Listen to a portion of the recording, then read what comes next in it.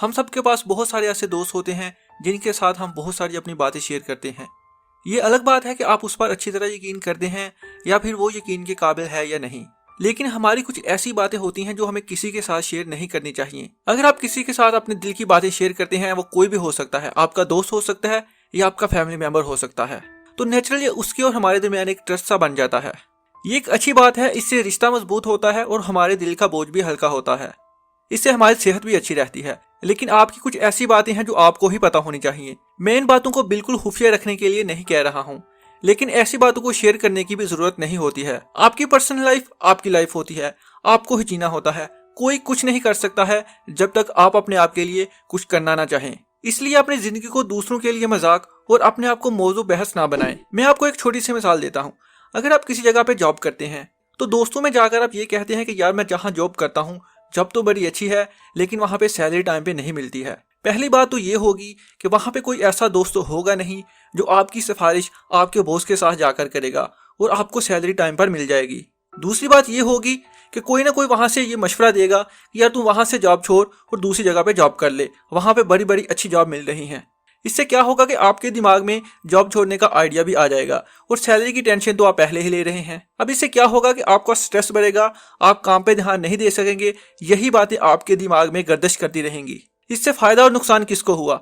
फायदा किसी को कुछ नहीं हुआ, उल्टा आपने अपना नुकसान किया है। आपने ही अपने आप को स्ट्रेस में डाला है। इस वीडियो में मैं आपको 5 ऐसी बातें बताने वाला हूं जो आपको बिल्कुल किसी के साथ शेयर नहीं करनी चाहिए।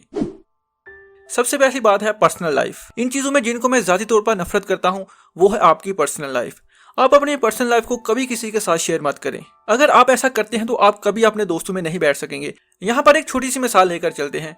आप अपने किसी दोस्त के साथ अपनी बहुत सारी बातें शेयर करते हैं, बहुत सारे राज उसको बताते हैं। अब दोस्तों में हंसी मजाक चलता रहता है, आप दोस्तों में बैठे हुए हैं। अब वो आपका दोस्त जिसको आपने बहुत कुछ बताया हुआ है, वो कभी ना कभी कहीं ना कहीं आपको कोई ऐसा मजाक कर देगा। अब उसको बिल्कुल नहीं पता कि ये बात खुफिया रखनी है या वो दूसरों को बताना नहीं चाह रहा, लेकिन आप इसको खुफिया रखना चाहते थे। अब क्या होगा, क्या वहां पे शर्मिंदा होंगे और आपका उससे ट्रस्ट भी खत्म हो जाएगा। इसलिए बेहतर है कि अपनी पर्सनल बातें अपने तक ही रखें। गोल्स यानी कि आपके मकसद। अपना मकसद जो आप अपनी लाइफ में करना चाह रहे हैं कभी किसी के साथ शेयर ना करें। हमारे यहाँ तो ऐसा बहुत कम लोग करते हैं, लेकिन बहुत सारे ऐसे लोग भी होते हैं जो कामयाबी से पहले या कुछ काम करने से पहले ही शोर मचाते हैं। मिसाल के तौर पर आपने ऑस्ट्रेलिया का वीजा अप्लाई किया हुआ है। आप अपने दोस्तों में जाके बड़े बड़े ब्लंडर मारते हैं, बड़ी बड़ी हांके मारते हैं कि मैं वहां जाकर ये करूंगा वो करूंगा ब्ला ब्ला ब्ला। कुछ दिनों के बाद यह खबर आती है कि आपका वीजा रिजेक्ट हो गया है। अब रिजेक्ट होने के बाद आप अपने दोस्तों का सामना कैसे करेंगे? जाहिर सी बात है अब आप शर्मिंदा भी होंगे। तो इससे बेहतर है कि जब आपका वीजा फाइनल हो जाता तब अपनी बात दोस्तों के साथ शेयर करते, जिससे आपका इंप्रेशन भी अच्छा पड़ता। ये बात अब रिसर्च से भी साबित हो चुकी है कि जो लोग अपने मकसद दूसरों को बता देते हैं, जो वो करना चाहते हैं अपनी लाइफ में दूसरों के साथ शेयर कर देते हैं, तो उसको पाने के लिए 60% तक ही अपनी कोशिश करते हैं। बाकी 40% वो अपने आप को उसके जहन में कामयाब बना चुके होते हैं। Family issue.